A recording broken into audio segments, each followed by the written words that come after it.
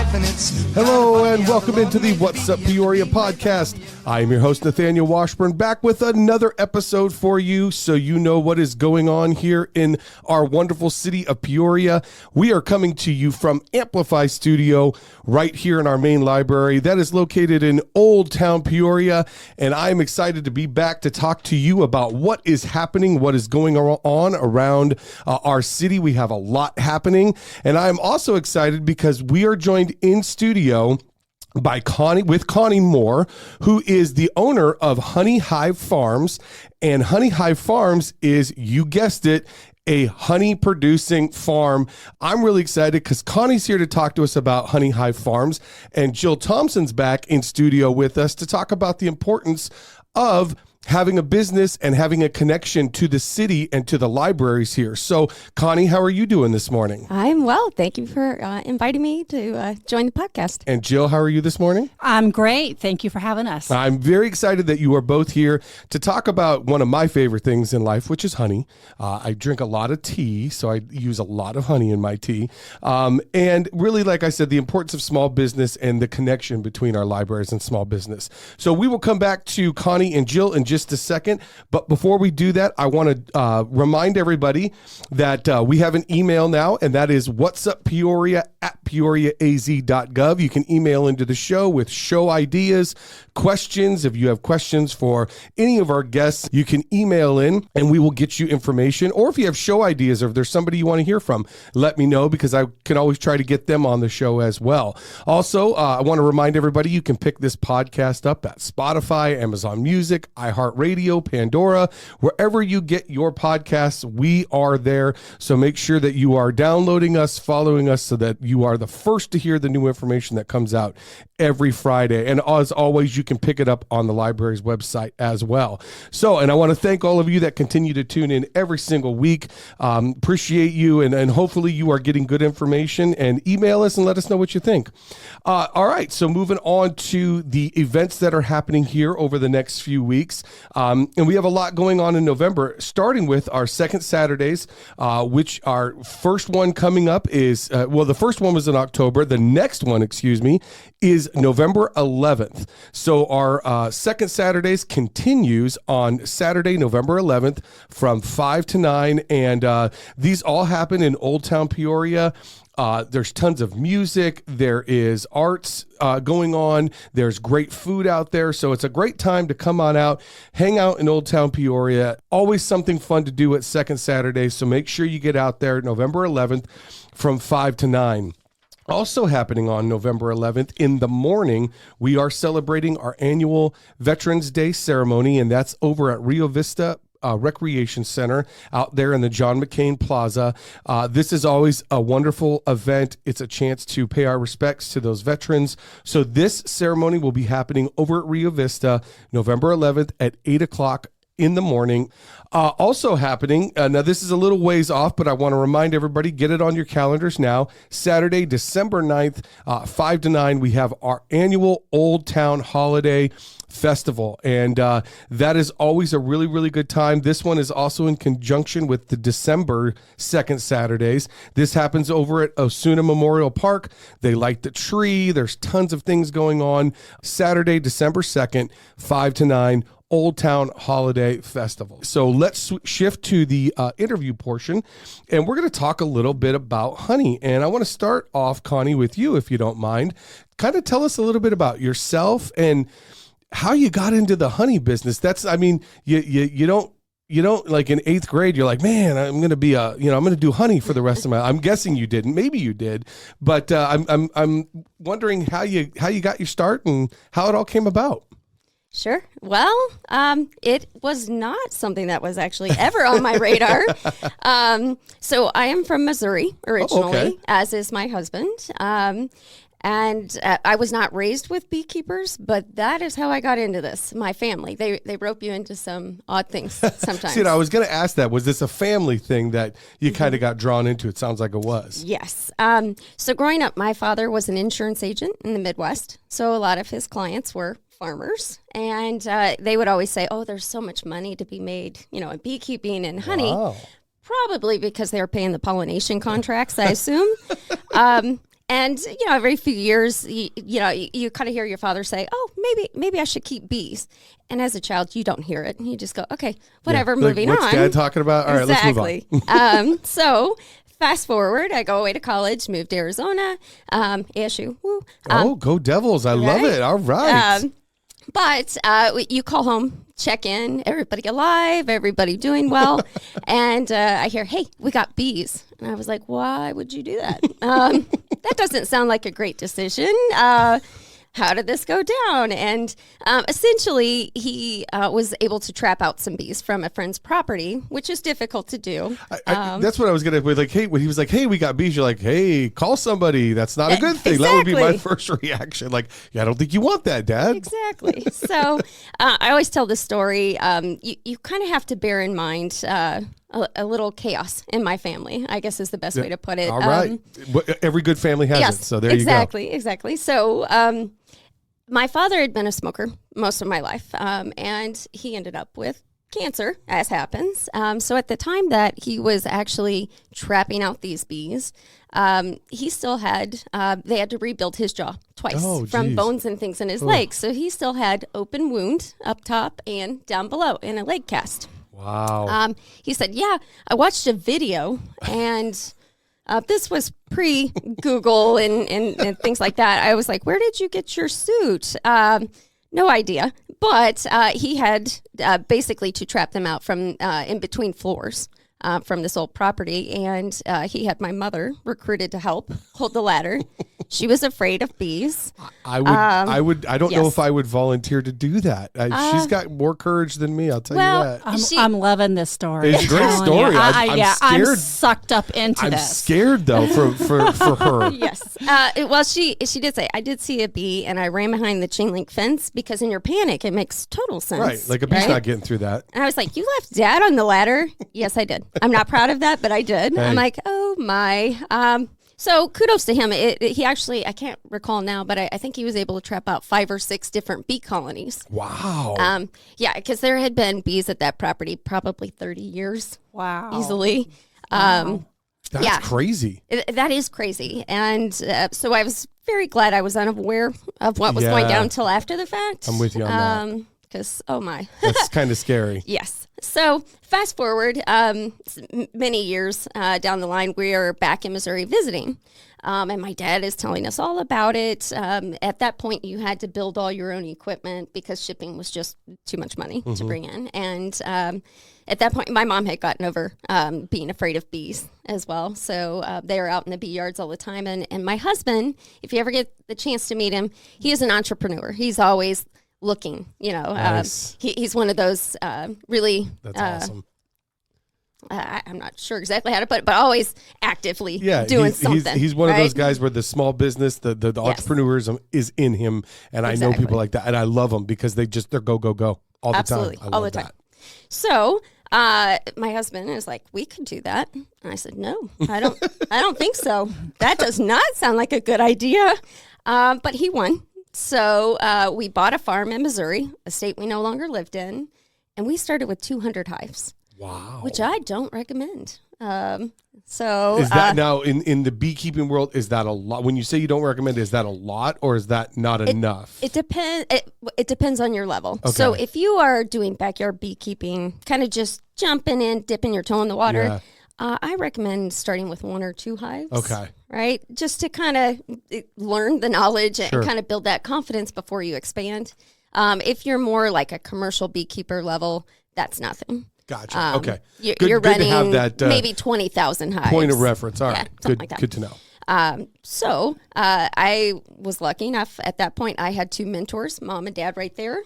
To kind of help. But when you have a baby and like a one-eyed geriatric dog and you have moved to Missouri and moved your parents into the house, It's a lot going on in your world. There's a lot going on in your world. So still very blessed, grateful. I wouldn't be a beekeeper without my husband. Sure. But I was like, jump in. We're going. I'm a project manager in another life. So I'm the person that likes to, I need a chance to analyze. Let's do our budget and our timeline. He's like, hey, picking them up tomorrow. You're like, hold on, I haven't done any analysis yet. Hold on, I got to get my spreadsheet ready. There's you know me. Yes. Yeah, it's like I know. Like I have a friend who's like he's supply chain and management, so he's like, no, you can't move that fast. Like for that mind, I get it. I totally get it. Yeah. So you guys have this farm, and then you come out here later on. We were living in 2 states. Okay, gotcha. Which sounds super fun, but it's a lot. Yeah, I can imagine. With a small child, you had said too. So that's always pack up all the toys, the clothes, the whole house, because you don't know. Are you there 6 months? Are you there 8 months? And my husband's like, it wasn't that bad. I'm like, I'm pretty sure you weren't packing everything up, but. But yeah, we tried that, and there's a reason I don't live in Missouri. It's great to visit, but it's too cold for me. It does get chilly. It does get chilly. So I'm like, I'm ready to go back to the desert. So wow. And it's different beekeeping to a certain degree as well. Here we're year-round beekeepers. Oh, okay, yeah. Versus colder climates. Yeah, so what happens to bees in the colder climates? Well, basically, once it gets too cold, there's nothing for them to really forage typically anyway. They stay in the hive all winter long. Wow, okay, so it's just, they basically hibernate then. I mean, essentially. Yeah. So your goal as a beekeeper is we're going into winter, you're at optimal health, lots of food to survive this cold season, and I wrap you up nice and warm and tight, and I hope to see you next year. Exactly. Hopefully. And so that's a background there on Connie and bees. And I would be remiss, Jill, if I didn't give you a chance to introduce yourself. You've been on before, so I think everybody knows you, but you've been in Peoria and working in Peoria for how long?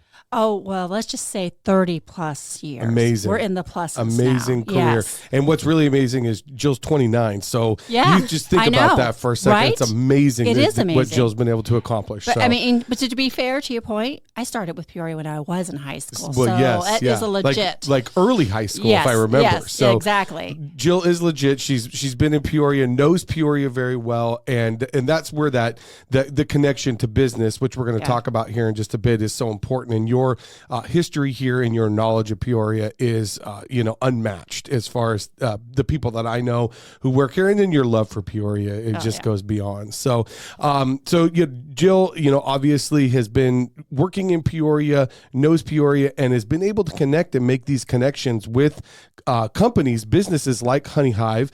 And Connie, from your perspective, I know Honey Hive is probably still growing, I'm guessing, because you guys seem to be really doing it's not just beekeeping. You guys do classes. You guys teach about this. So you guys aren't just, hey, we're making honey and we're doing that. You guys are spreading the knowledge all over the place, correct? Absolutely. Yeah. Obviously we do classes for backyard beekeeping, but I try to do a lot of things like with the libraries and schools because it's almost like a running joke nowadays. A lot of kids are so divorced from any kind of agriculture, nature. It's super important for them to kind of understand that connection. So I always try to go out and share as much knowledge as I can. And you guys do a great job of it. Your displays do that. You are always willing to explain to people about it. And I love that you guys do these education classes. Tell me a little bit about, if I'm just somebody who's getting into this, who's interested, what will I learn if I come out and do a class with you?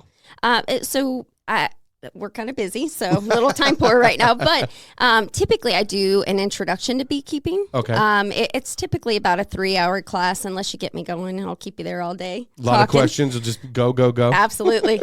But we basically break down the hive that the bees are in, because in beekeeping, it's not a lack of information. If you go out and start Googling, like, how do I keep bees and what's important to know, it's a complete overload of information. And a lot of the stuff doesn't apply to us because we're down here in the valley. We are year-round beekeepers. Okay. All right. So, interesting.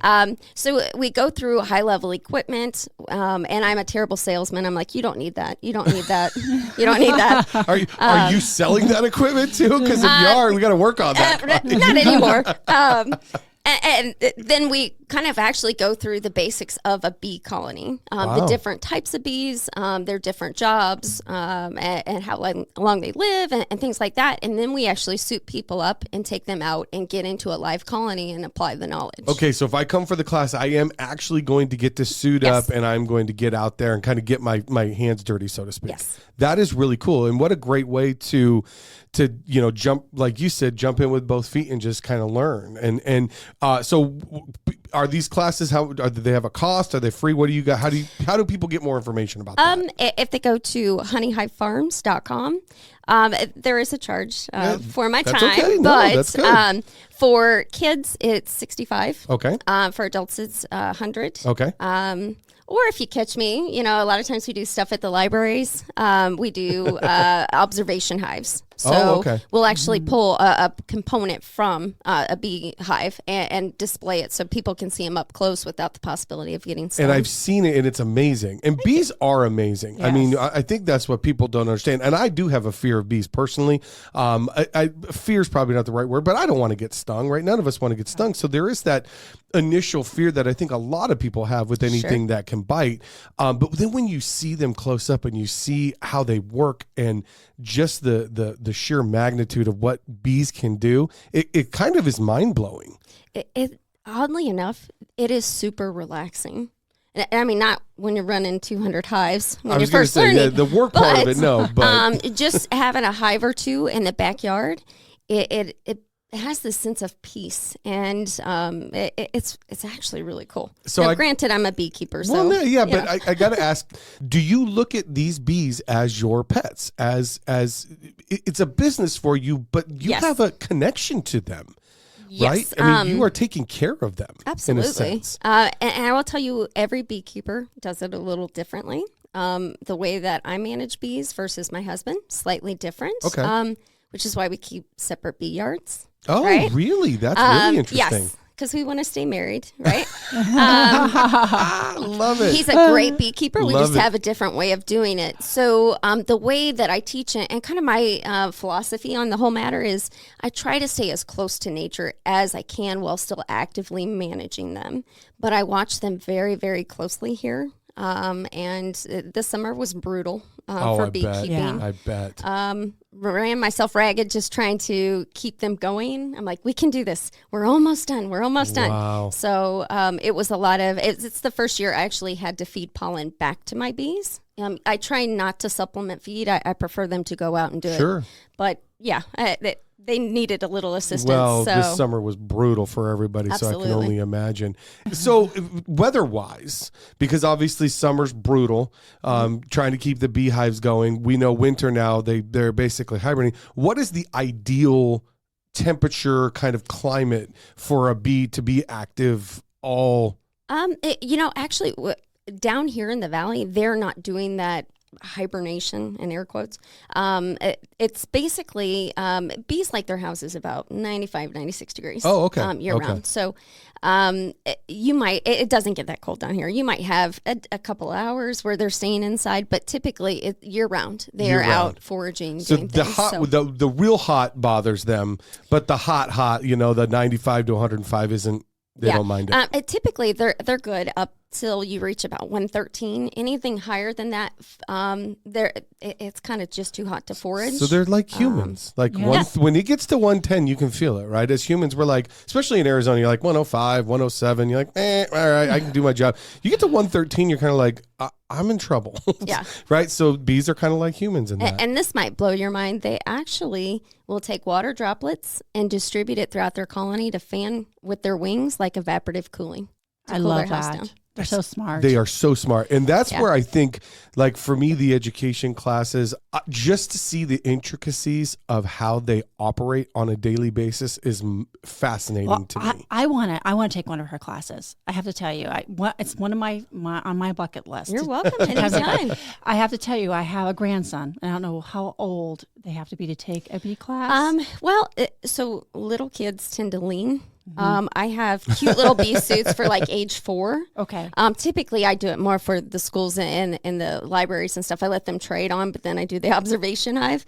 But typically as long as they're like 6 years and up. Okay, he's 8. Yeah. Well, Oh, yeah. I refer to him as Farmer Luke because like I'm always out when I'm out in the garden in the backyard and everything. He's right under me. He's right there with me. Yeah. Ever since he was knee high to grasshopper. What you doing, Mima? What you doing? So he would love to take a big class. I just know it. You got to get him out there. That would be great. It's just fascinating to me. And again, while I do have that initial fear, and I know I do, spiders too, I'm not fascinated by spiders at all, but I am super fascinated by bees and how they operate. And it's probably second nature to you to go out and kind of do the beekeeping. But do you ever find there's something new that you learn when you're out and about? Is there a day where you're like, wow, either you forgot about it or you've never seen it or things like that happen?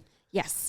So honeybees are the most studied creature ever, but there's still a big mystery. There's a lot that we don't fully understand, and I probably shouldn't admit this, but I will on the podcast. That's when all right. I first started, the level of knowledge that I had was, I don't know, they're bugs that make honey, and they sting. That's how I see them, right? That's what I see. Insects that make honey. Productive insects is how I see them, right? And so, of course, learning from mom and dad, you gain that basic knowledge, and you're doing it for 10 years, and you're like, there's nothing else to learn, right? But then I went ahead and University of Montana has a master certification program. Wow. And my husband's like, well, why bother? And I was like, well, it's kind of for that one person that's like, you don't know what you're talking about. I can whip out that piece of paper and say, well. Yes, I do. Yes, this I paper do. says I do, right? But it was a great experience for me because I actually learned so much. They're like some of the top researchers, right? So, and it's kind of old school where you have a journeyman and then apprentice, journeyman, master. Yeah. But they were doing so many things that I'm like, I've got college degrees, but talk to me like I'm a child. I can't make it make sense in my brain. Back in the day, they were using the RFID technology to track bees. And I was like, wait, so like the theft thing for your wallet? So if you ever have a chance, shout out to them. They are amazing. There was just so much more to learn. Flight and reproduction wasn't really even on my radar, but it's fascinating. It fascinates me too, and the way that they operate, it's just amazing, and their productiveness. Yeah, and what they don't from my understanding they don't stop. It's a constant going. Which is crazy. So Joe, I want to shift over to you real quick, and I want to, you went out and you've made a lot of connections in the community over the years, and talk about the importance of making a connection with a business and a company and the educational aspect that Honey Hive brings to the table. How important that is that for cities and specifically our libraries? Well, just in case anyone's listening doesn't know, Jill Thomsen. I'm the branch supervisor over here at the main library. So I kind of oversee this location here for our community in this area of Peoria. And I think the relationship we've had with Honey Hive Farms goes back years now. Mm-hmm. I can't even count how long. It's been years. It's been quite a long time. A very long time. And I think, of course, everybody, when you talk about a public library, you talk about the importance of literacy from 0 to 99 plus, engaging with children, youth, teens, adults, and, trying to spread information and knowledge and just skills as well. And so when we do surveys and we ask our community, what do you need? What do you want from us? We get that feedback back, and we realize that people, they want to learn things. They want to know more. They want to be interactive. Not everything is okay on the computer screen. They want to engage. And so that's what's great about collaboration. It's really super important to us. Honey Hive Farms is a supreme example of that. They've come in, they've done classes for our community for free.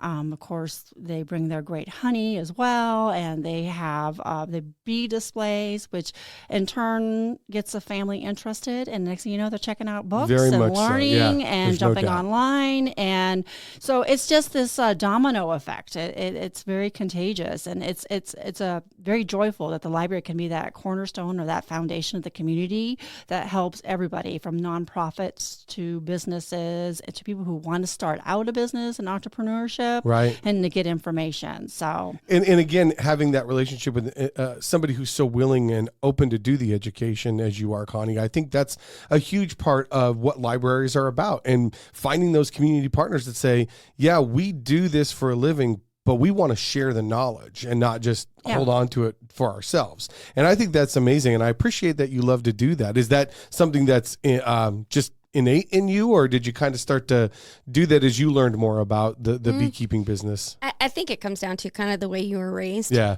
You know, my parents have always been very giving of themselves. So, continue it on. You know, you put good out there, you get good back. That's awesome. And there, I will admit, there's a little bit of selfishness to it, to be fully honest, because by educating, especially like the next generations, it makes my life as a beekeeper a little bit easier if they're not quite as afraid. Yeah. No, that's a great point. It's amazing. And Jill, I know for you, having the community partnerships is huge. Having the small business connections are huge. And then having that educational component, as you talked about, it's a really big deal. It's a huge deal. And I'm always amazed by the outpouring of support from organizations like yourself and businesses like yourself, the people who are really giving. We don't realize in what we have sometimes. Agreed. Like there's a lot of businesses that give and they're like, yeah, we'll come do a financial program at your library and help people, or we'll come share knowledge about bees and honey and how it's made. And that is never to be underrated. Like, here in Peoria, we're game. We're always game. Yeah. So if anybody's got any ideas, reach out. And Jill's always looking for that. And that's one of the things I love about you, Jill, is that you're always looking for that partnership. Yeah. Well, and bottom line is we are here to impact our community and make a difference for the citizens of Peoria. That is what that's we're the bottom here. line. That's the right? bottom line. Yep. How can we help people help themselves and improve the quality of their lives? What do they need? And so we always go back to our mission and our values here at the library, and that includes our community, which is all our businesses and nonprofits as well as individual citizens. So, and we are lucky. You are right. We are lucky to have the Connie Moores of the world who are willing to come in and say, yeah, here, I'll help out. I'll do this. I'll put a display up. I'll partner with you. I'll be at this event. And I think, Connie, I appreciate that. And thank you for being a part of our Peoria Libraries and continuing to educate and be a partner with us. We really appreciate that. I appreciate you guys including me. It's kind of fun. It is fun. Well, I do have to touch on I never realized there were so many different flavors of honey. I don't know if you I looked at it. I was looking today and yesterday. I'm like, I mean, I love honey, but I'm a pretty basic honey guy. Like, put the honey in my tea, I'm good to go. But you're right. There's tons of different. And do you guys add all that later? That's a good question. Do you how does that all work? No. You could, but our company, basically, it's where the beehives are located. Oh. It's the different plants, the different pollens that produce different colors, different flavors. There's not a whole lot of variance in color in Arizona. They're pretty close. But honey ranges from almost like a clear to almost a dark purple and everything in between. Okay. It's amazing to me. Is. Every time my family buys honey from you guys, we're all like, let's get something different this time and see what this one tastes like. Yeah. Well, I will tell you, I do let people taste local honey varieties in bee classes. So that's worth it right there. Yeah, I'm telling you. Get to a bee class because you get to taste the different types of honey. And we didn't get a chance, and we're almost out of time, so we're not going to have a chance. So I do want to have you back, but there's a whole bunch of health reasons to eat honey. And you guys on your website have a really, really good website that talks about the health benefits. I had no idea that, it helps regulate blood sugar, that it can help with, heart disease. There's all these benefits that go along with it that we didn't even get a chance to touch on. So there are huge benefits to honey. Absolutely. Do you eat it just like as honey, or do you put it in stuff? Yes, but I like it in coffee as well. Coffee? It's delicious. I've never done dangerously that in delicious. Uh-oh. I'm going to have to try that now. I've only do it in tea. I did bring honey for you today. I appreciate that.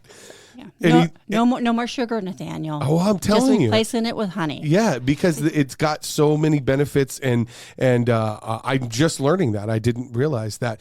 Any more information where people can go outside of the website? Is there any other information you want to give out where people can contact you? All I was going to say is my husband does do a farmer's market on Saturdays, I believe from 10 to 1. What address would be off of 83rd Avenue in Acoma Drive. In Acoma Drive. Okay, in Peoria. So 83rd and Acoma every Saturday, you said? Yes. Make your way over there if you want to get with Honey Hive. Also, you can go to the website honeyhivefarms.com. honeyhivefarms.com. There's tons of information on there. You can learn about the classes, you can learn about the health benefits, and you can order honey that is shipped. But definitely check out the website because it's a very good website for knowledge, and being able to order the honey is really easy. So check out the website. All right. I want to thank Connie. Thank you so much for coming on and sharing all this information. I do want to have you back, like I said, because I think this is more than just talking about honey. There's so many layers of this, and how you guys are a huge part of Peoria's community and what you do for the community. So thank you for that as well. I appreciate it. Anytime. Awesome. And Jill, as always, thanks for coming back on. I think problem. This is like your 4th or 5th time coming on. So we'll keep bringing you on. You always bring good knowledge, and you always bring a lot of energy. So I appreciate it. Not a problem. All right, cool. Well, again, my thanks to Connie and Jill for joining me today on the podcast to talk a little bit about honey. As always, make sure you're getting out to the events that are going on. Tons of great things coming up as the weather changes. And if you want more information, honeyhivefarms.com. Make sure you go there and check it out. As always, until next time, this is What's Up Peoria. Well, it's a darn good life, and it's kind of funny how the Lord made the bee, and the bee made the honey, and the honeybee looking for a home, and they called it a honeycomb, and they